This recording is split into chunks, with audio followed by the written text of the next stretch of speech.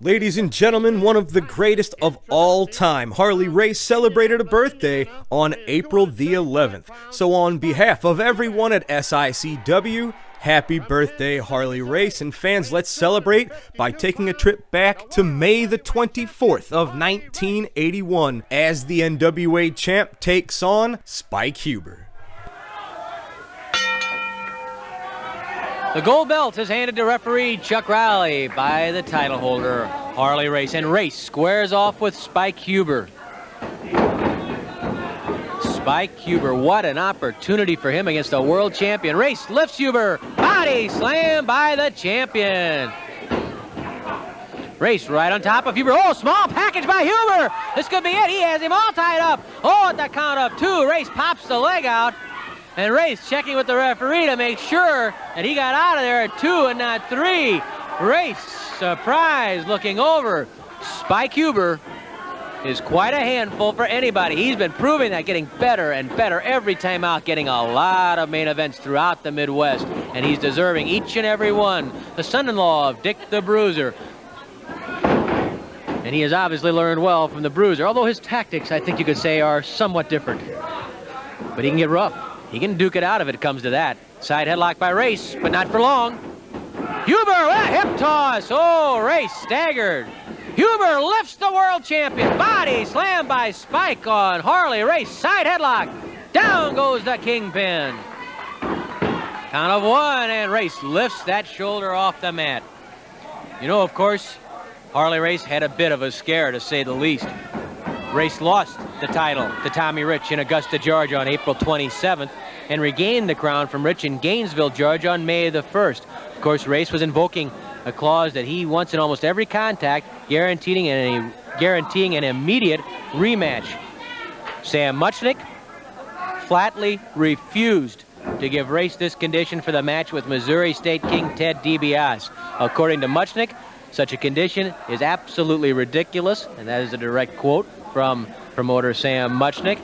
Not that Muchnick would not give a dethroned champion a rematch with the new title holder, but it's just that Muchnick feels his hands should not be tied to the date, and that he feels a new champion has a right to get a chance to settle in before he squares off once more with the man he knocked off the throne. So, if DiBiase takes the gold belt from Race, Harley's going to have to wait for any chance to remove DiBiase, and in fact may have to earn the right to a rematch. Race forced Huber to the ropes. Huber tried to turn him. Harley very strong, keeps Huber on those ropes, scored with a knee lift. Huber, though, grabs the head of the champion. Race keeping Huber on those ropes, leaning into him. That's something that is very much underestimated about Harley Race, is his power. He has unbelievable natural strength. If he stays on top of someone and can get the right leverage, I think he can put anybody down with just pure muscle. And Huber, with some muscle of his own, blocks the side suplex and scores the side suplex of his own on Race. Huber pulling back on the head of Race, and Race groans out, no, he will not submit to Chuck Riley. To me, in a decisive fall, it's almost unthinkable to believe that Harley Race would give up if it meant the gold belt. It could happen, I guess, if there was enough damage done. Screaming and then just silenced as soon as that knee bangs into the head of Huber. They'd love to see Huber put Race away. Huber thrown right through the ropes and out to the concrete floor by Harley Race. Race going out after him. Race knowing he's in a dogfight, and he goes out after Spike Huber. Race pops Huber right in the mouth. Harley Race. Oh, he's lining him up for a diving headbutt on the concrete floor, and he misses. Huber rolled away, and Race with the diving headbutt hit the concrete floor.